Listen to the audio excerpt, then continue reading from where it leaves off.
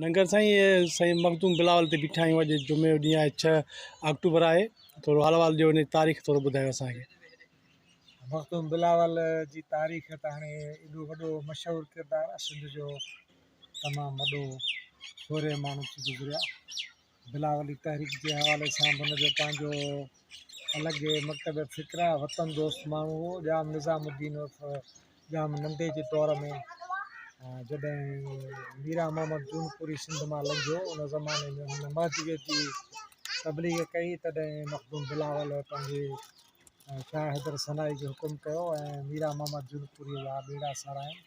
उन खां पोइ बि जेको दुल्ह दरिया ख़ान हो या हुनजा पुट महमूद ऐं मोटण, उहे अक़ीदतमंद हुआ मखदूम बिलावल जा। मखदूम बिलावल ज़ात जो समूह ऐं वतन दोस्त माण्हू, अहिड़ो आलिम हो जंहिंजो इल्मु, जंहिंजो अमल, जंहिंजो फ़िक्र, उहो सॼो पंहिंजे वतन जे लाइ हो।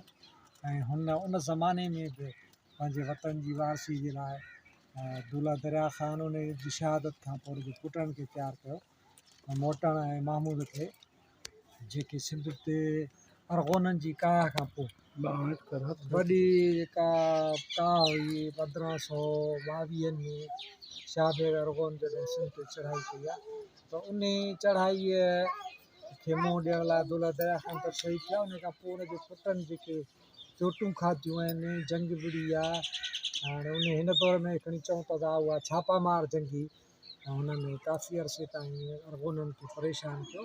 हुन में अरगोननि सां जेके कबीला विढ़िया आहिनि, उन्हनि कबीलनि में बि खोड़सारा जेके असांजे पर जा कबीला, समेजा, दल्ला ऐं पमरा, खोड़सारा ॿिया कबीला, उहे सभु कबीला उन्हनि ते असरु हो मखदूम बिलावल जो। मखदूम बिलावल खे पोइ बाद में अरगोननि धोखे सां शहीद कराए। असांजो सिंध जो उन्हनि आलमनि मंझि आहे, असांजो हीरो आहे, सूर्य आहे, असांजे लाइ उत्साह जो सबबु आहे। अॼु बि असीं चाहियूं था त सिंध जो जेको आलिम आहे, सिंध जो जेको पीर आहे, उहो पंहिंजे वतन जे लाइ, सिंध जे लाइ अहिड़ो ई किरदारु अदा करे जो मखदूम बिलावल अदा कयो। बंदि करो।